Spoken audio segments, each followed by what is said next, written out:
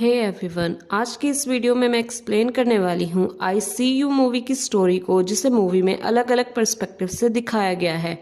Movie की story unpredictable है, कभी यह आपको हॉरर लगेगी, कभी थ्रिलर तो कभी मिस्ट्री। तो ऐसा क्या होता है इस मूवी में, जानने के लिए let's dive into the video. Movie के स्टार्टिंग सीन में हम जस्टिन नाम के एक बच्चे को देखते हैं जो कि साइकिल पर जंगल के रास्ते अपने घर वापस जा रहा था। इस बच्चे को अचानक से पीछे कोई खींच लेता है, जिसके बाद सीन कट हो जाता है। नेक्स्ट सीन में हमें एक फैमिली को दिखाया जाता है जिसमें फादर ग्रेग, मदर जैकी और उनका बेटा कॉर्नर है। जैकी के अपने हस्बैंड और बेटे के साथ रिलेशन ठीक नहीं चल रहे थे, क्योंकि उन्हें पता चल चुका था कि जैकी का अफेयर उनके ही बचपन के दोस्त टॉड के साथ चल रहा है, जिसकी वजह से कॉर्नर अपनी माँ से बात तक नहीं करता था और ग्रेग भी अब दूसरे रूम में सोता था। खैर, अब जब ग्रेग, जो कि एक पुलिस ऑफिसर था, वो स्टेशन आता है तो उसे मूविंग के स्टार्टिंग सीन वाले बच्चे जस्टिन का मिसिंग केस दिया जाता है। इस केस में उसके साथ डिटेक्टिव स्पिड भी शामिल थे। ये दोनों ऑफिसर इस केस की इन्वेस्टिगेशन में लग जाते हैं। वहाँ दूसरी तरफ एज एन ऑडियंस हम देख पाते हैं कि ग्रेग के घर के अंदर बहुत सी अनयूजुअल चीज़ें होना शुरू हो गई थी। जैसे जब जैकी किचन में काम कर रही थी तो वो देखती है कि उनके चांदी के बर्तन किचन से गायब हो गए हैं। इसके अलावा घर की टूटी हुई विंडो को रिपेयर करने जो आदमी आता है वो जैकी से ये कहता है कि घर का दरवाज़ा उसकी बेटी ने खोला, जबकि जैकी की तो कोई बेटी थी ही नहीं। उसकी बात सुनकर जैकी थोड़ा परेशान होती है, पर बाद में उसे ये लगता है कि शायद रिपेयरमैन ने ही उनके चांदी के बर्तनों की चोरी की है और बेटी वाला झूठ कहकर वो उसे गुमराह करने की कोशिश कर रहा है।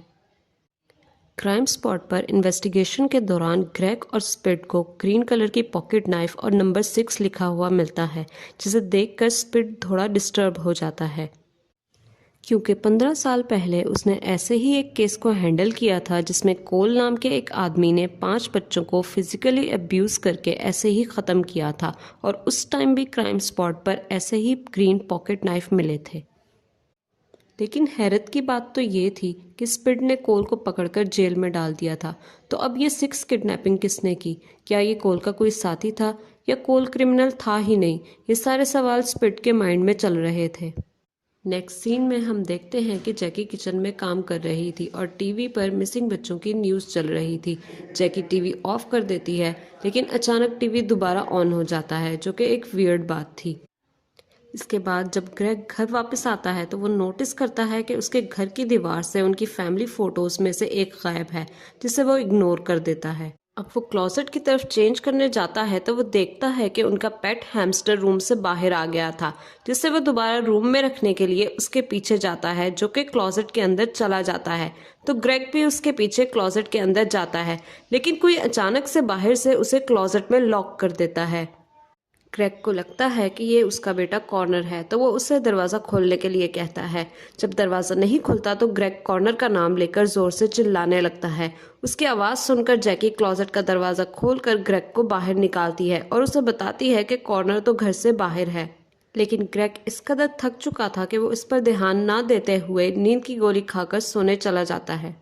नेक्स्ट सीन उसी रात का था जब ग्रेग रूम में अकेला सोया हुआ था, तो कोई उसके ब्लैंकेट को ऊपर से खींच लेता है। सुबह जब ग्रेग की आंख खुलती है तो वो देखता है कि उसने बिस्तर गीला कर दिया था, जो कि एक बहुत ही वियर्ड बात थी, जिस बारे में वो किसी से कुछ नहीं कहता और सीधा ऑफिस पहुंच जाता है, जहां पर उसे पता चलता है कि 15 साल पहले 2 बच्चे उस किडनैपर के हाथों से बच निकले थे, जिनकी गवाही पर ही स्पिड ने कोल को अरेस्ट किया था।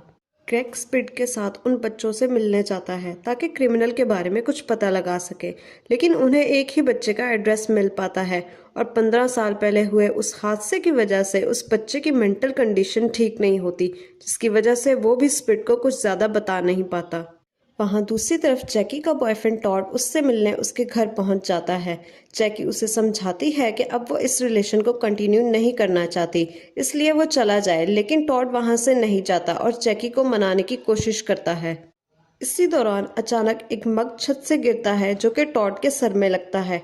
जैकी ऊपर देखती है तो उसे गेस्ट रूम की खिड़की खुली हुई दिखती है। जैकी को समझ नहीं आता कि ये किया किसने है। हड़बड़ी में वो टॉड को फर्स्ट एड के लिए बेसमेंट में लेकर जाती है। इस दौरान जैकी के फोन पर टॉड के नंबर से कॉल आती है, जो कि शायद उसने गार्डन में गिरा दिया होगा।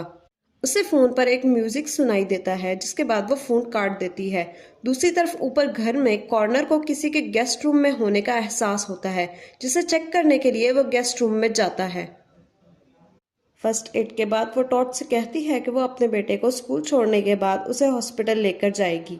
जैकी जब ऊपर लिविंग रूम में आती है तो वो म्यूजिक बंद करती है। तभी उसे कॉर्नर ऊपर गेस्ट रूम से आते हुए दिखाई देता है, जिससे जैकी को शक होता है कि शायद कॉर्नर ने ही टॉड के सर पर वो कॉफी मग से हमला किया था, लेकिन वो उससे इस बारे में कुछ नहीं पूछती और उसे स्कूल छोड़ने चली जाती है। मीनवाइल स्पिड और ग्रेग को क्राइम स्पॉट से एक रस्सी मिलती है, जिससे वो ये अंदाजा लगाते हैं कि जस्टिन को इसी रस्सी में फंसा कर किडनैप किया गया होगा। दूसरी तरफ हम देखते हैं कि कोई टॉड पर पीछे से डंडे से हमला करके उसका मर्डर कर देता है। जैकी जब स्कूल से घर आकर बेसमेंट में टॉड की लाश को देखती है तो वो बहुत परेशान हो जाती है। उसे लगता है कि ये उसके बेटे कॉर्नर ने किया है, जिसके बाद वो ग्रेग को घर पर बुलाती है। ग्रेग और जैकी कॉर्नर को पुलिस से बचाने के लिए टॉड की लाश को जंगल में जाकर ठिकाने लगाते हैं।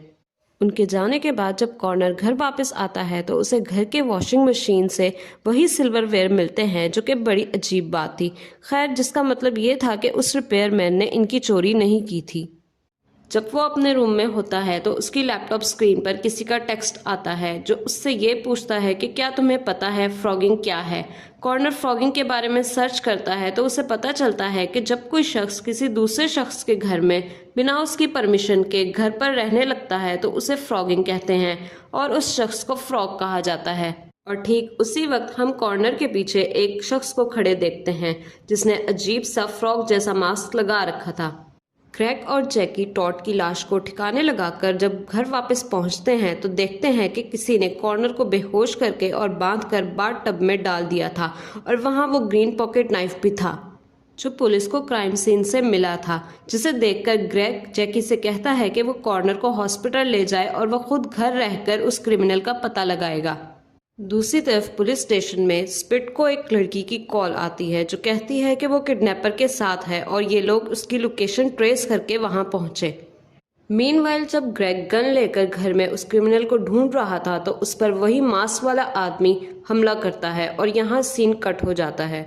अब तक की स्टोरी को देख के ये लगता है कि शायद वो मास्क वाला आदमी ही किडनैपर है और शायद उसने ही टॉड का मर्डर किया है। खैर, अब ये कहानी बिल्कुल ही चेंज हो जाती है। अब हम मूवी की कहानी को एक अलग पर्सपेक्टिव से और शुरू से देख पाते हैं, जिससे ग्रेग के घर में हो रहे स्ट्रेंज इवेंट्स के बारे में पता चलेगा।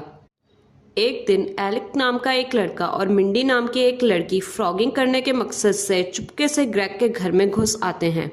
फ्रॉगिंग में ये लोग किसी के घर के गेस्ट रूम में 3 से 4 दिन छुपकर रहते हैं और व्लॉगिंग करते हैं। और क्योंकि दिन के वक्त ग्रेग के घर में कोई नहीं रहता था, इसलिए उन्होंने फ्रॉगिंग के लिए ग्रेग का घर चुना। मिंडी जो कि एक प्रोफेशनल फ्रॉग थी, जबकि एलिक ने ये काम अभी अभी शुरू किया था।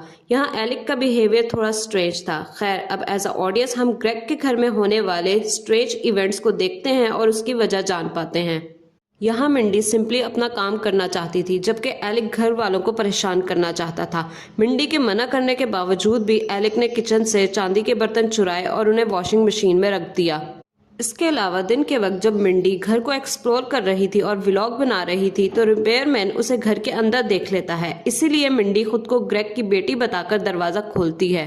यहाँ हम समझ पाते हैं कि क्यों रिपेयरमैन ने जैकी से उसकी बेटी के दरवाजा खोलने का जिक्र किया था।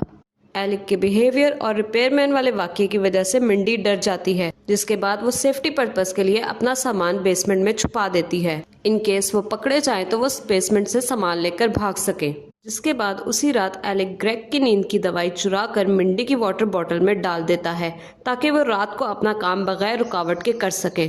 जिसके बाद वो मौका मिलते ही घर की फैमिली फोटोज में से कुछ फोटोज को चुरा लेता है और तो और ग्रेग को क्लोजेट में भी वही बंद करता है। जब ग्रेग रात को गहरी नींद में सो रहा था तो एलिक ने ही उसके ऊपर से चादर हटाई और उसकी पैंट गीली की। अगली सुबह जब मिंडी की आंख खुलती है तो वो देखती है कि एलिक घर की छत पर बैठा हुआ है। वो उसे समझाती है कि ऐसे वो पकड़े जाएंगे। फ्रॉगिंग का मकसद फन है, घर वालों को परेशान करना नहीं।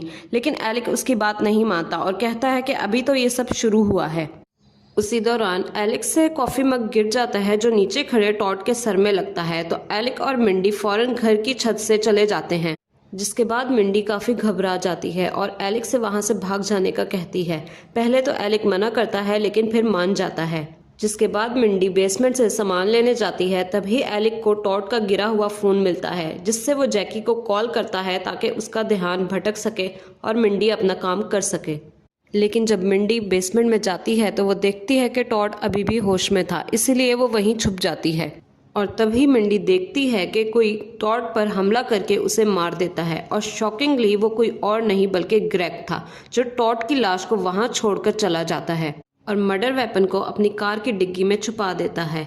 यहाँ जैकी, जो टॉड की लाश को देखकर ये समझती है कि ये उनके बेटे कॉर्नर ने किया, ग्रेग को घर में बुलाती है, जिस पर ग्रेग अपने बेटे को इल्जाम देते हुए अपना सच छुपा लेता है और जैकी के साथ लाश ठिकाने लगाने जंगल की तरफ चला जाता है। और ये सारी चीजें मिंडी छुपकर देख लेती है। वहाँ दूसरी तरफ एलिक, जो गेस्ट रूम में छुपा हुआ था, जो किसी साइको की तरह ग्रेग और कॉर्नर की फोटोज में से उनकी आंखों को काटकर अलग कर देता है। खैर, अब वो कॉर्नर को परेशान करता है।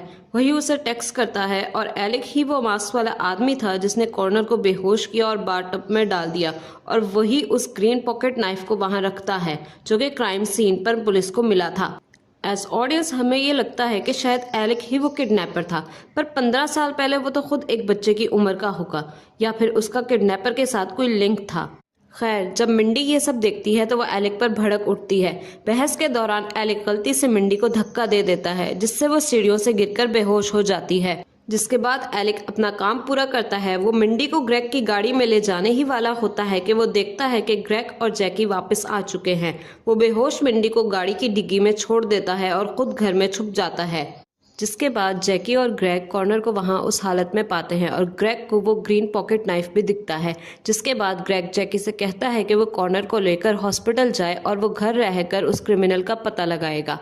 बट शॉकिंगली वो ऐसा नहीं करता, बल्कि वो अपनी दूसरी गाड़ी लेकर घर से निकल जाता है। ये वही गाड़ी थी जिसमें मिंडी थी। जब मिंडी को होश आता है तो वो गाड़ी में पड़े बैग को देखती है, जिसमें उसे जस्टिन के कपड़े और बहुत सारी ग्रीन पॉकेट नाइफ्स मिलती हैं, जिससे वो ये समझ जाती है कि किडनैपर और कोई नहीं बल्कि ग्रेग है। अब ग्रेग कार को सुनसान जंगल की तरफ ले जाता है, जहां मिंडी मौका पाकर स्पिट्स को कॉल करके किडनैपर के बारे में इंफॉर्मेशन देती है। और अगर आपको याद हो तो स्पिट्स को एक लड़की का कॉल आया था, वो लड़की मिंडी ही थी। और तभी मिंडी की नज़र सामने खड़े कार्बोनेट पर पड़ती है, जिसके अंदर जाने पर मिंडी को जस्टिन और एक और 10 साल का बच्चा मिलता है। इससे पहले कि मिंडी कुछ कर पाती, ग्रेग उसे बेहोश कर देता है और फिर उसे अपने साथ घर लाकर ऐसे ट्रिक करके मार देता है जिससे ऐसा लगे कि किडनैपर मिंडी ही थी और उसने ग्रेग पर गोली चलाई और ग्रेग ने अपने सेल्फ डिफेंस में गोली चलाकर मिंडी को मार डाला। जिसके बाद वो एलिक को मारने के लिए आगे बढ़ता है, जिसे उसने मिंडी के कैमरा में देख लिया था और उसे पता चल गया था कि मिंडी अकेली नहीं बल्कि उसके साथ उसका एक साथी एलिक भी है। लेकिन इससे पहले ग्रेग एलिक को मारता, एलिक ही उस पर कुल्हाड़ी से हमला कर देता है। जिसके बाद मूवी में हमें प्रेजेंट टाइम की कहानी दिखाई जाती है, जिसमें एलिक और ग्रेग की फाइट होती है, लेकिन एलिक किसी तरह ग्रेग को मार देता है। लेकिन इतने में ही वहां स्पिट्स भी आ जाता है, जो एलिक को किडनैपर समझकर गोली चला देता है, जो कि एलिक के कंधे को लगती है। लेकिन एलिक यहाँ स्पिड को ऑफिसर स्पिड कहकर पुकारता है, जिससे स्पिट्स एलिक को पहचान लेता है। ग्रेग की कार से मिले एविडेंस और कार्बोनेट से मिले बच्चों से ये बात साबित हो जाती है कि ग्रेग ही असल किडनैपर था, जिसने 15 साल पहले भी बच्चों का किडनैप किया था। इसी दौरान जैकी और कॉर्नर भी घर वापस आ जाते हैं, तो जैकी ये सब देखकर हैरान रह जाती है। उसे यकीन ही नहीं आता वो इतने सालों से एक किडनैपर और मर्डरर के साथ रह रही थी। और यहाँ हम एलिक का सच भी जान पाते हैं, जो उन्हीं 2 बच्चों में से एक था जो 15 साल पहले किडनैपर यानी ग्रेग के शिकंजे से भाग गए थे। एलिक ग्रेग से अपना बदला लेना चाहता था और इससे हम ऑडियंस समझ पाते हैं कि क्यों। अगर आपको मेरी वीडियो पसंद आ रही है तो वीडियो को लाइक करें, शेयर करें और चैनल को सब्सक्राइब